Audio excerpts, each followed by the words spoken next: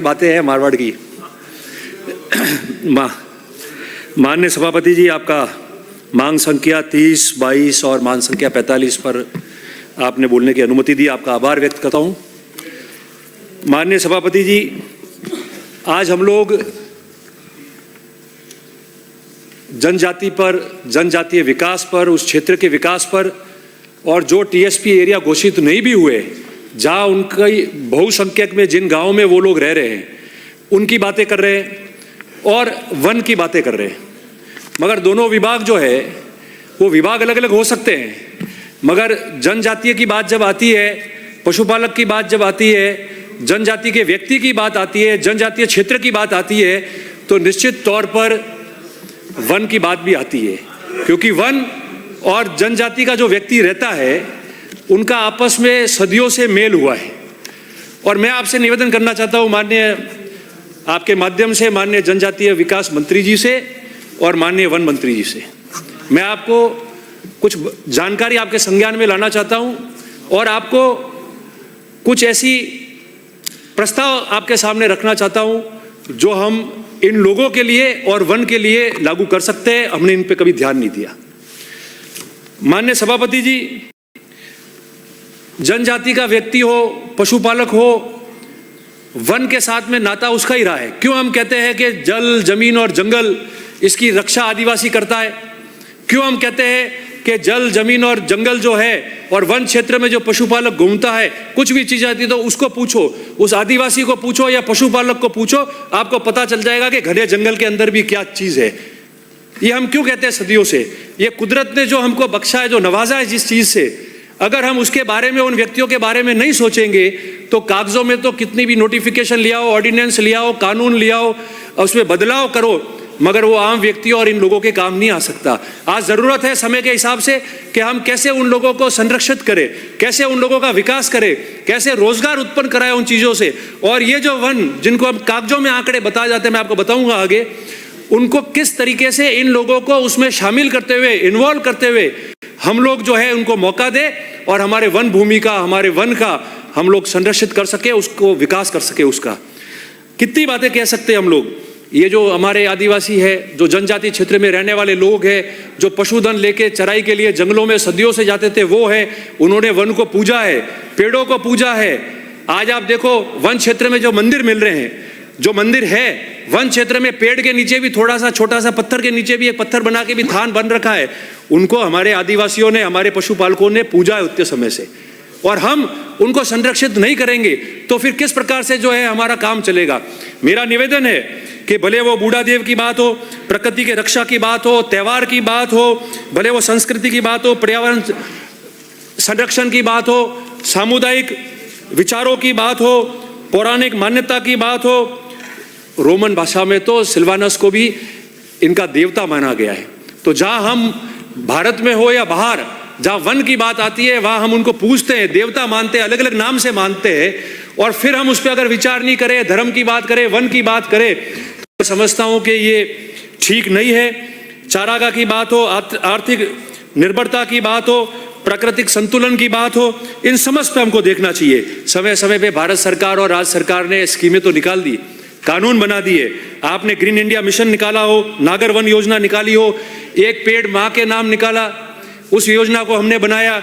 इसके अलावा जितने भी एनसीएपी की बात हो, इको मार्क की बात हो, एक्सटेंडेड रिस्पॉन्सिबिलिटी की बात हो, ये तमाम जो है हम लोगों ने फॉरेस्ट को डेवलप करने के लिए, उसको संरक्षित करने के लिए, पर्यावरण को करने के लिए हमने स्कीम बना के कानून बनाया है, उसको लागू भी किया है।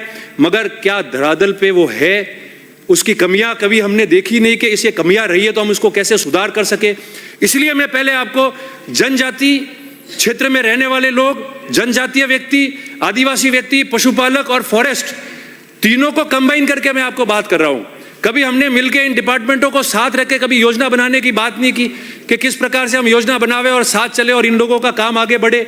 मैं आपसे निवेदन करना चाहता हूं कि राजस्थान सरकार में भी आपने ग्रीन क्रेडिट कार्ड नीति और अलग अलग 5-7 योजनाएं जो हम लोगों ने बना दी, मगर उसमें भी आंकड़े तो हमने दिए, RFBB 2 में भी दिए और अन्य योजनाओं में भी दिए, मगर क्या आप मानते हो कि आज भी जो हमने लिखा है, पढ़ा है, बजट में हो, गवर्नर अभिभाषण में हो, या आज हम जो डिस्कस कर रहे हैं यहाँ डिमांड के समय, क्या धरातल पे वास्तविकता में वो बातें हैं? मैं इसलिए आपको ये बात कहना चाहता हूँ माननीय सभापति जी आपके माध्यम से, क्योंकि हम चाहते हैं कि राजस्थान जो है वो पर्यावरण और वन की दृष्टि से बहुत ज़्यादा महत्वपूर्ण है।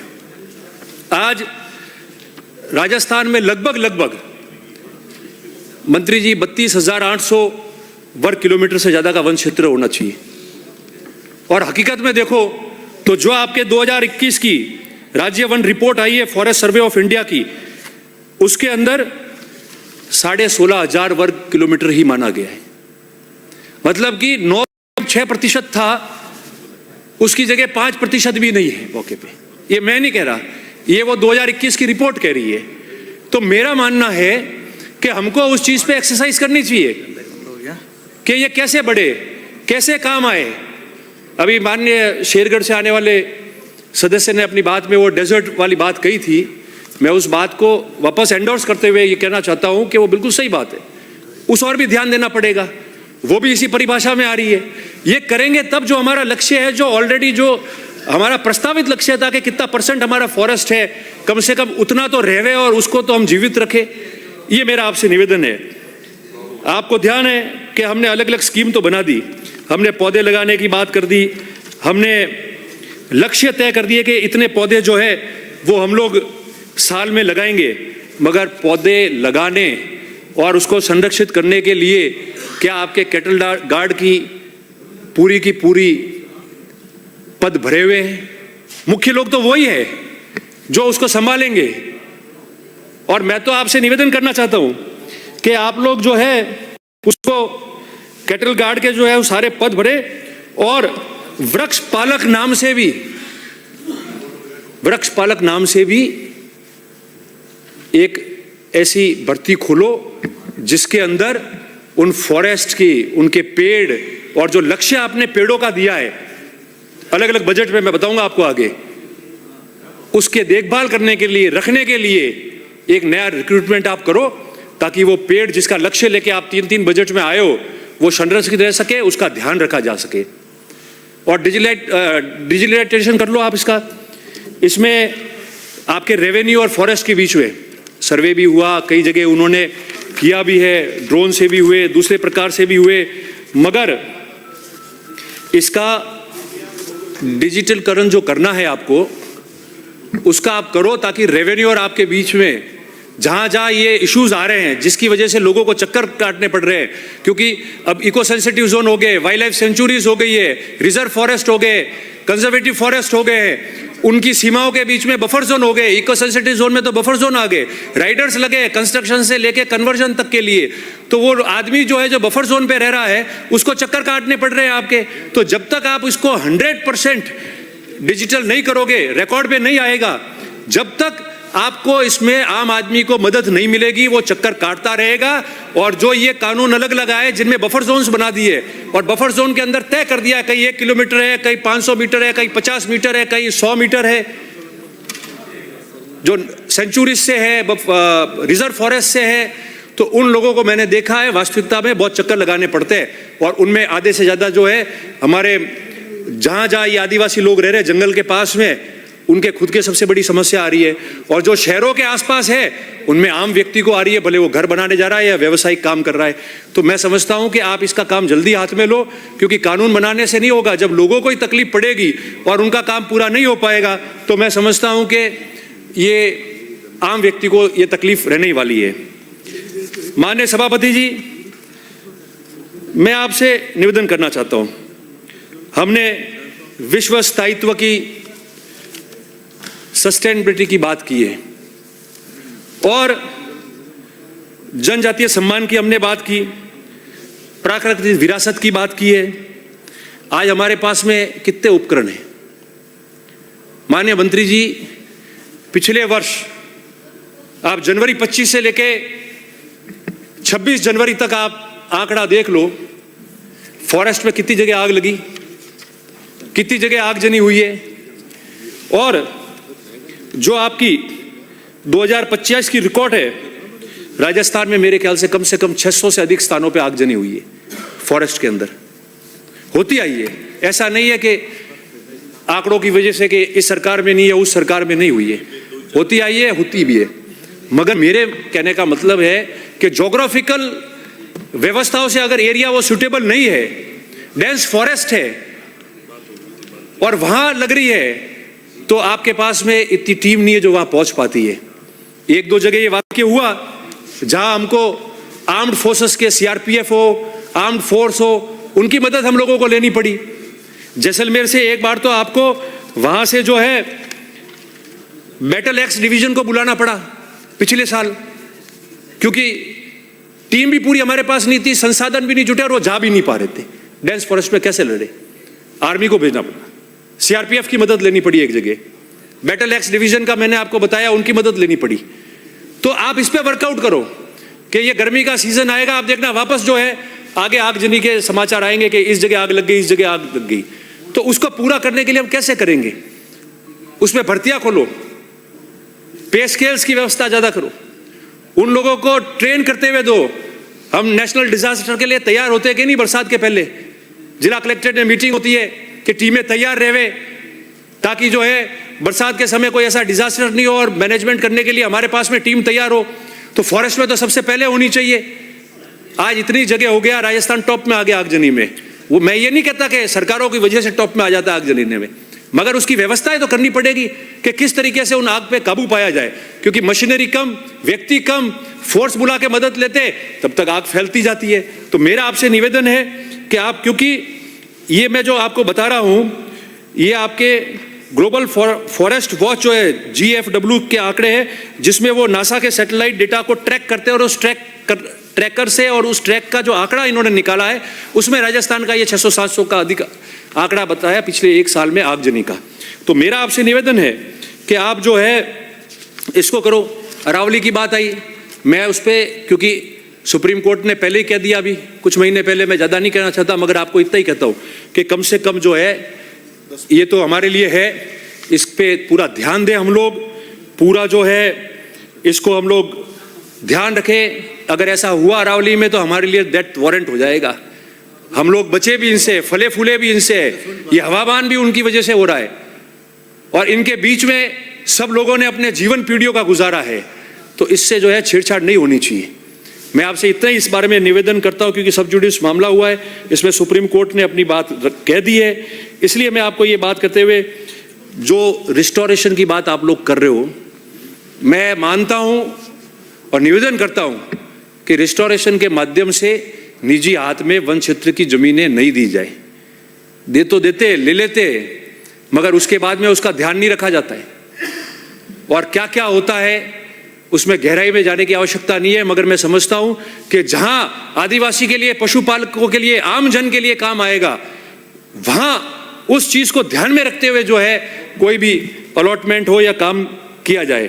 और पट्टों की बात है, अब जो आदिवासी बरसों से रह रहा है सर जंगल के अंदर, जो पशुपालक बरसों से रह रहा है, आइडेंटिफाइड है, मार्क्ड है, उनको क्यों नहीं हम फैसिलिटीज दे सकते?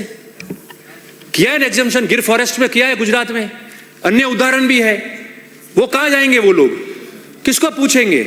उसके पास आगे जगह नहीं है, गांव में नहीं है, शहर में नहीं है, जंगल ही उसका जीवन है, जंगल का जल ही उसका जल है, जंगल की जमीन ही उसकी जमीन है, और वो बैठे रहते हैं, बोले शिफ्ट करेंगे, शिफ्ट होते नहीं है। रोज तलवार उन पे होती रहती है, स्टाफ का आदमी जाता है, रोज धमकाता है, बात करता है, तो उस इंसान के बारे में हम कब बात करेंगे? आप उस पर नीति लेके आओ और उन लोगों को सबको फैसिलिटेट करो आप, और उनको उनके अधिकार जो है वो आप दे दो, तो मैं समझता हूं कि बात होगी। माननीय शेरगढ़ से आने वाले सदस्य ने अभी कहा था खेजड़ी के बारे में, इसमें इतनी देर नहीं लगती कानून लाने में। मैं आपकी भावनाओं पर नहीं कहता कि आप नहीं लाना चाह रहे होंगे या देरी कर रहे हैं, मगर जल्दी लाए, क्यों लोगों को हम मौका दें? माननीय हमारे प्रभारी मंत्री जी ने, हमारे जमाई साहब, ये इन्होंने सब जगह आश्वासन दिया, मगर सदन में इन्होंने नहीं दिया, ये मैं मान के चलता हूं। पर मेरा निवेदन है, दो निवेदन है। पहला तो ये सत्र पूरे होने के पहले इस खेजड़ी के बारे में आप बिल्कुल, जिस दिन एप्रोप्रिएशन बिल पर माननीय मुख्यमंत्री जी बोलेंगे, तो मैं समझता हूं कि शायद उस दिन के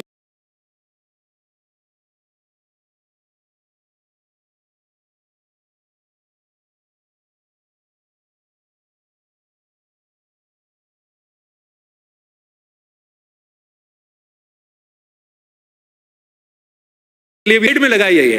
अरे साइड में तो आए लगा दिए, 3 साल बाद 4 साल बाद किसने देखा?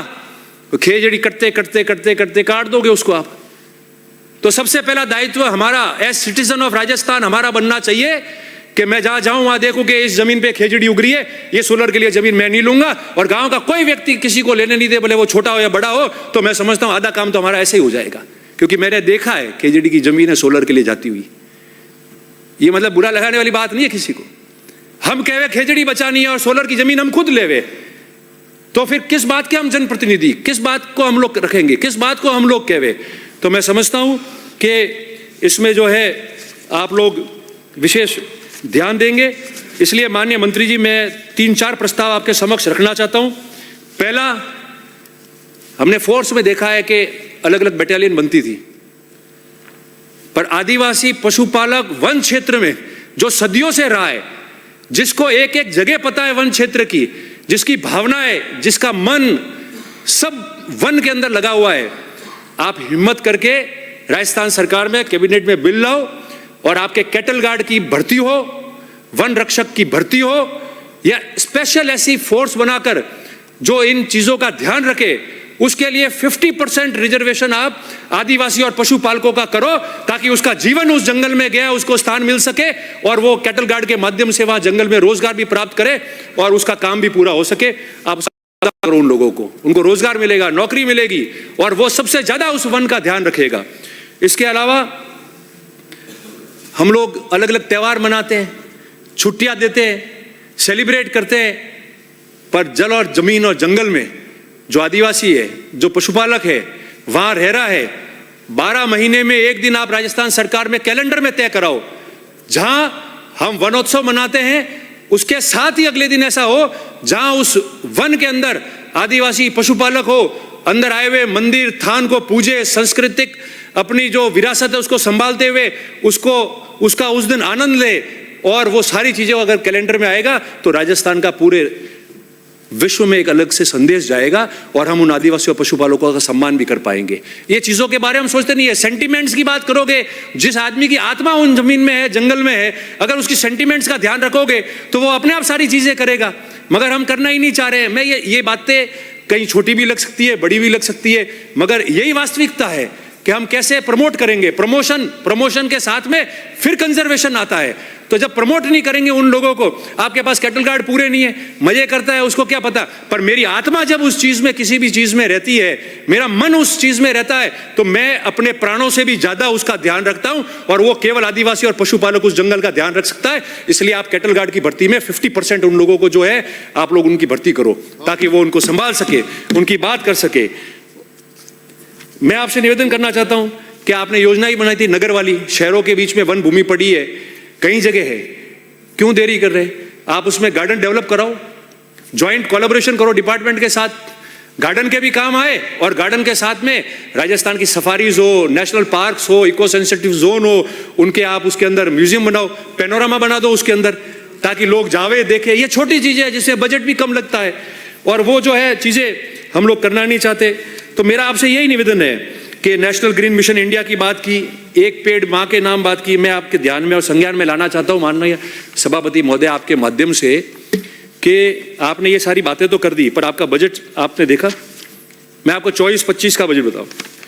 24-25 के बजट में माननीय मंत्री जी, हमने 20,000 हेक्टेयर की बात की थी, और उसके बाद में लक्ष्य तय किया हमने 25-26 में, 24-25 में 7 करोड़ पौधे का, 25-26 में 10 करोड़ पौधे का, और उसके बाद में अभी हमने 26-27 की बजट में वो 19 करोड़ पौधों का लक्ष्य देते हुए इसको हमने ये कहा है। मगर ये आम बात है, आज की बात नहीं है। कितने जिंदा रहते हैं, कितने सर्वाइव हो रहे हैं, कितने लगे हैं जो आइडेंटिफाइड है, लगाने के बाद में आप एट वंस जाके पूछ लो आपके कैटल गार्ड को, वन रक्षक को, दूसरों को कि कहाँ कहाँ लगे, कितने बता, और वो एकदम से इशारा करके बोले। मैं बस समझता हूं आधे लोग नहीं बता पाएंगे। सर्वाइवल कब होगा? जब मैंने आपको कहा कैटल गार्ड में और वृक्ष पालक हो, ऐसा आप बनाओ ताकि वो उसका व्यक्तिगत ध्यान रख के और बात करे, तो आपका मिशन सक्सेस होगा। नहीं तो मैं समझता हूं कि हर बार हुआ है, पहली बार नहीं है। ये जो 10 करोड़ ने, 19 करोड़ ने, 20 करोड़ की हम लोग बात कर रहे हैं, ये केवल जो है वो कागजों में रहेगी और इसको आगे जो है हम लोग नहीं बढ़ा पाएंगे। मेरा आपसे निवेदन है दो बातों का। पिछली बार भी मैंने आपको कहा था इको टूरिज्म का, इको टूरिज्म पॉलिसी हमने 2021 में लाई और बनाई ताकि रोजगार प्राप्त हो सके और पर्यटकों को भी उसका मौका मिले। और इको टूरिज्म में हमने तीनों बात कह दी थी, मैंने पिछली बार भी सदन में आपके समक्ष ये बात रखी थी, और हमने वहाँ ऑपरेटर, फैसिलिटेटर, लोकल कम्युनिटी की बात की, और हमने एक कमेटी बना दी डिस्ट्रिक्ट लेवल पे, डिस्ट्रिक्ट कलेक्टर की अध्यक्षता में। आप एक बार रिपोर्ट मंगाना कि 24, 25, 26 में ये जो इको सेंसिटिव जोन्स है या उसके अलावा भी इको टूरिज्म को लेकर जो आपकी पॉलिसी से जहाँ कमेटियाँ है, कितने जिला मुख्यालयों पे उसकी मीटिंग हुई है, कितना इम्प्लीमेंट हुआ है और कितना प्रावधान उन लोगों ने किया है, आप एक बार मंगा के चेक करना। सब कागजों में चल रहा है। छोटी छोटी बातों के लिए जाना पड़ता है। अब इको टूरिज्म में कमेटी बना रहे हैं, मर्जी से उन्होंने बना दी, जिसको बाकीफाई कमेटी बना दी, वो कमेटी क्या काम कर रही है उसको लेना देना नहीं। कलेक्ट्रेट में मीटिंग नहीं हो रही है तो छोटे मोटे परमिशन जो लेने, भले उसका एग्रीकल्चर लैंड है, उसका कुछ भी है, वो इको टूरिज्म में टेंट लगाना चाह रहा है, वो 6-6, 8-8, 12-12 महीने आपके पीछे घूम रहा है। कब वो रोजगार प्राप्त करेगा, कब वो काम करेगा? तो जो पॉलिसी बनाई है हमारे समय में 2021 में इको टूरिज्म की, वो कैसे सफल होगी? पधारो हमारा देश का नारा है, टूरिस्ट को हम बुला रहे हैं और कह रहे टूरिस्ट को कि यहाँ रहे, मगर हम लोग जो है उसको करना नहीं चाह रहे। इसलिए आप इको टूरिज्म पे आप ध्यान दो ताकि लोगों को जल्दी अवसर प्राप्त होने चाहिए, कागजों में नहीं रहना चाहिए। मेरा आपसे अंत में 2-3 सुझाव है। एक तो मैंने पिछली बार भी आपको कहा था, सुंदा माता क्षेत्र जो हमारा कंजर्वेटिव रिजर्व फॉरेस्ट है और उसके अंदर ये देश का चौथा भालू कंजर्वेशन बना। मैंने आपको 3 मिनट बाकी कर दूंगा, 4 मिनट में पूरा। मैंने आपको निवेदन किया था कि आप इसको भालू सफारी कराओ, जो प्योर रूप में कंट्री का और अपने स्टेट का पहला अच्छा भालू सफारी बन जाएगा जहां पर्यटक जा पावे। हमने उसको भालू कंजर्वेशन कर दिया, रिजर्व फॉरेस्ट कर दिया हमारे समय में। पिछली बार जब मैं इस सदन में सदस्य था, उस समय जायका योजना से हम लोगों ने 2-3 करोड़ रुपए उस समय खर्च किए वहां, मगर अब कोई पैसा आया नहीं। जब जो चीज चली आ रही है उसको धीरे धीरे करके मजबूत करना है, वो लैप्स होती जा रही है, खत्म होती जा रही है। हम चाहते हैं प्रमोशन हो, अभी तक नहीं हुआ। इस बजट में आपने कहा है स्लॉथ बेयर के लिए माउंट आबू में भी कहा है, सुंदा माता में भी कहा है, रणथंभौर का भी आपने कहा है इस बजट के अंदर के 20 करोड़ रुपए देके हम लोग काम कराएंगे, मगर प्रॉपर्ली डिजाइन करके आप उसके अंदर जो है वो सफारी आप शुरू करा देवे। और इसके अलावा माननीय जनजातीय मंत्री से मैं निवेदन करना चाहूंगा कि मेरा जो क्षेत्र है रानीवाड़ा जसवंतपुरा, जहां मैं ये कंजर्वेशन फॉरेस्ट की बात, कंजर्वेटिव फॉरेस्ट की बात कर रहा हूं और सफारी की बात कर रहा हूं, वहां ट्राइबल भील समाज की आबादी सर्वाधिक है। मैं मानता हूं टीएसपी एरिया घोषित करने में आपको टाइम लगेगा, मगर कम से कम जिस गांव के अंदर 50%, 40% के अबाव पॉपुलेशन है, आप उसको तो राइट्स दे दो कि वो विकास कार्य कम से कम उन गांवों में उनके वहां हो सके। अगर आप उसको भी ले लेते हो तो उन लोगों का जो है काफी जीवन स्तर जो है वो मजबूत हो जाएगा, सदृढ़ होगा, आगे बढ़ेगा। हम वेट करते हैं टीएसपी एरिया नहीं है, अरे नहीं है तो बाद में कर लेना, मगर जो स्कीम्स आपकी चल रही है विकास की ग्राम पंचायतों में, उनको तो आप लागू करा दो। वो लागू होगा तो उस व्यक्ति को वैसे ही बहुत सारा वो बेनिफिशियरी हो जाएगा, उसको बेनिफिट मिल जाएगा उस चीज का। तो मेरा निवेदन है कि रानीवाड़ा उसमें और इस पूरे जालौर जिले में ज्यादा तादाद वहां है, तो आप रानीवाड़ा में इनका एक आवासीय विद्यालय और खोले। मैं ये आपसे निवेदन करता हूं। अब बिजली कनेक्शन में अनुसूचित जाति में हमने प्रायोरिटी तय कर दी है, मगर जनजाति के व्यक्ति है उनको जो है जो कनेक्शन में रियायत और प्राथमिकता प्रदान करनी होती है वो आज तक नहीं मिल रहा है। पिछली बार भी हमने निवेदन किया है, आप बात कीजिए ऊर्जा में और दोनों के मिलके। हम एसटी को दे रहे तो एसटी क्यों पीछे रह रहा है? उनको भी प्राथमिकता मिलनी चाहिए, उनके तो वैसे ही कुछ नहीं है, वहाँ कच्चे मकान है, बिजली नहीं है, प्राथमिकता हम देते नहीं है, पीछे पीछे घूमता रहता है, कब डिमांड बढ़ेगा, कब सर्वे होगा। इसलिए अंत में मेरा आपसे निवेदन है कि डेजर्ट ट्राइबल एरिया की भी बात चल रही है, डेजर्ट ट्राइबल एरिया में आप जो है इस पे वर्कआउट कराओ। डेजर्ट ट्राइबल एरिया में उस पूरे डिवीजन में इतने ट्राइबल लोग हैं, वो टीएसपी एरिया भी नहीं। अगर सिर्फ आबू रोड पिंडवाड़ा आप छोड़ दो और आबू रोड पिंडवाड़ा से आगे ठेठ आप जोधपुर तक जाओ, बाड़मेर जैसलमेर जाओ, तो जहां इनकी आबादी है वहां उन लोगों को कोई राइट्स ही नहीं है। इसलिए मैंने टीएसपी राइट्स की बात की और इसलिए आपको डेजर्ट ट्राइबल एरिया की जो उनकी मांग लंबित चली आ रही है उसकी बात की। बाकी माननीय वन मंत्री जी से निवेदन करूंगा कि ये फॉरेस्ट में जो काम चल रहे, ठेके ले रहे, टेंडर ले रहे हैं ना, फॉरेस्ट का ही पत्थर गरीब आदमी ट्रैक्टर भर के ले जाए तो उसकी मौत आ जाती है, पुलिस फॉरेस्ट सारी पीछे